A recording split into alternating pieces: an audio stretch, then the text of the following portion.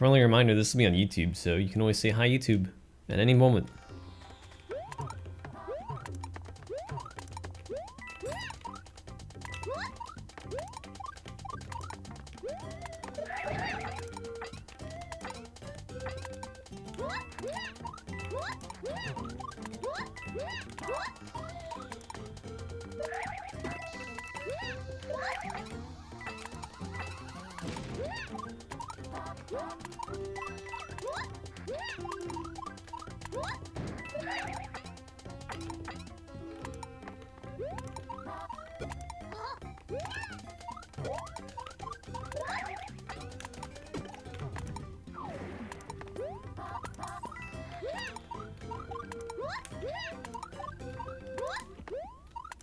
Oh my god, I missed that.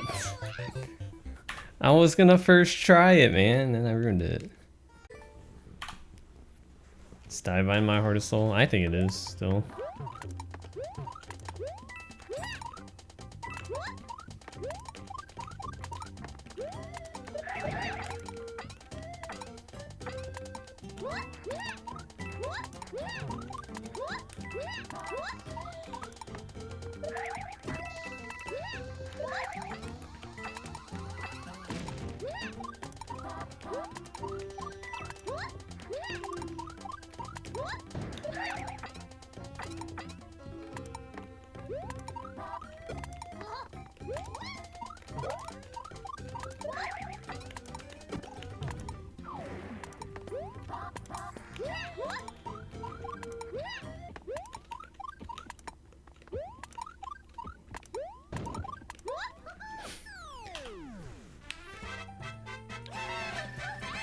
Oof.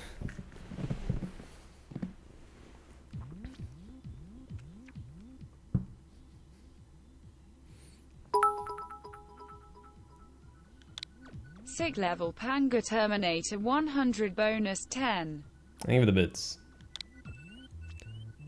You go from almost first trying it to taking 13 more minutes. Hi YouTube, what's up? How's everyone doing?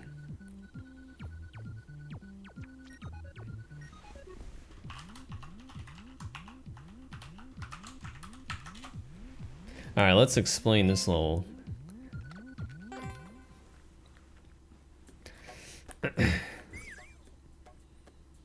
Alright, ladies and gentlemen, welcome to Switch It Up.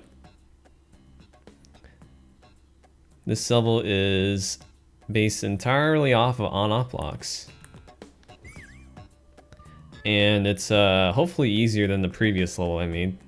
I intentionally made it not too hard because the previous level took... First of all, it only has 2 clears as of this video. And it took even the best players like over 2 hours. So we're gonna say that that was a failure. Anyways, back to this level. So yeah, it's based on on-off blocks. And they switch back and forth, hence the name. And they switch at a constant tempo. As for how it switches, it is thanks to sideways springboard, which knocks down a helmet, and then it just bounces back and forth.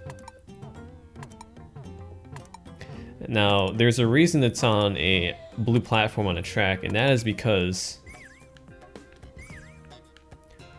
it allows the level to have these spawned so that when I go off the screen, the blocks will still switch. If you don't do that, if you use regular ground, the shell will despawn after I get far enough. And then the level won't stop working, as you can see. So that is why it's important to have this blue platform and track, because the shell will never despawn no matter how far away you are from the screen. This is known as global ground. Now in a previous patch of Super Mario Maker 2, they removed lots of different global grounds. Like for example, icicles, the top of icicles acted the same way, where anything on top of it would not despawn. But you can still use tracks, or you can use anything on tracks, which works. which is why we had to resort to this. So the entire level is based on that. There's lots of different applications to switching back and forth. It goes progressively more complicated. Like you can tell in the beginning of the level, it's not too complicated. And you get towards the middle where you have some ground pound cancels. You have to wall jump off of walls, going back and forth. You have to time your jumps, including a big bob-on part where you have to be trapped for a bit, and then more ground pound cancels. Lots of complicated stuff. And then here's pretty. This part right here, you have to get trapped in the blocks. Because if you get trapped in blocks, you don't move. And as you can see, the icicle falls. The only way to get the icicle to fall is if you're near it, which is why it's placed right next to the blocks. So you have to time your jumps to get trapped in here. And if you remember from a previous level I made called, I forget what it's called, but it was a co-op level where you had to get trapped in blocks as well. And this is just one little part I put in just because, why not? If you get trapped here, you die because when the switch switches back, you just fall down. So that's why there's a bunch of blocks here. So you have to beat this. And then finally, for the last part, is a thwomp on an on-off block. And that doesn't really add to the difficulty of the level. That's just a brain blaster. It's a part that's supposed to make you think. Like you get to here, right? And the on-off blocks are constantly changing. But now that the thwomp is over an on-off block, it'll change. So it kind of throws you off. So that's why it's there. That's the only reason it's there. It's just to hurt your brain. Anyways, let us explain the dev pipe. So as you know, I do like to put dev pipes in every one of my levels. With the exception of a few, because I just didn't have room or forgot. So the dev pipe's up here.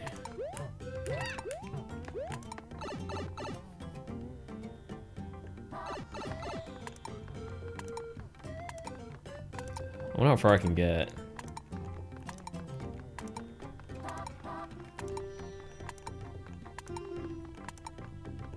So you have to do this for a while.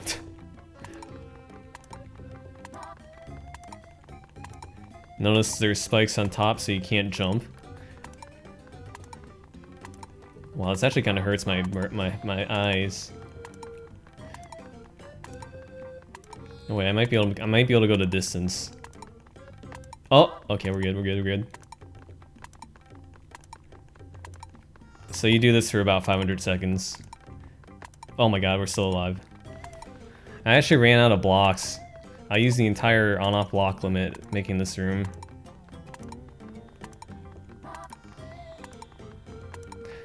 I could have messed it up and changed the tempo, but I was not that mean. That's the other thing I wanted to do in the original part of the level. I wanted to have different parts have different like speeds, but I figured we'll just start off with this. Maybe I'll do another level where it's different speeds, but no.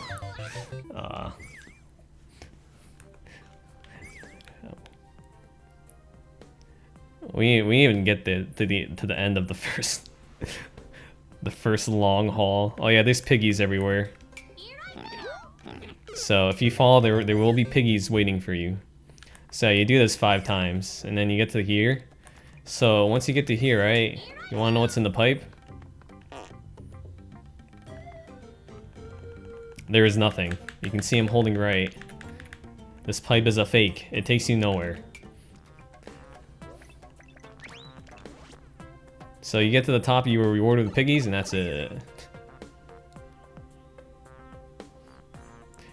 Beat the level legit, you scrubs. There's a pipe here to make it seem like there's a dev pipe, but this pipe also does nothing.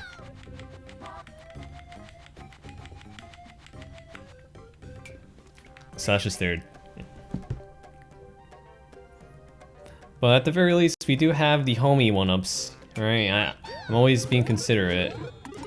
You get your homie 1-ups here.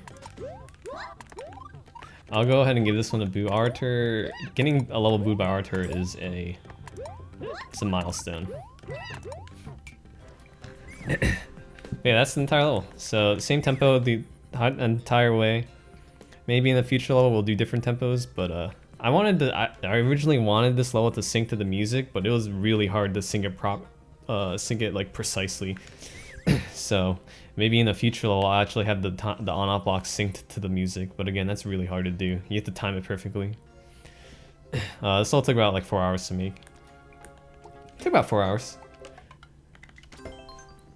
Was this inspired by Celestial? Not really. I had this idea for a while. I just never got around to doing it because I had other level ideas. But I've always wanted to make an on-off level. So yeah, that's that. Hopefully it's not gonna take too long to beat. Took me 13 minutes longer than it should have.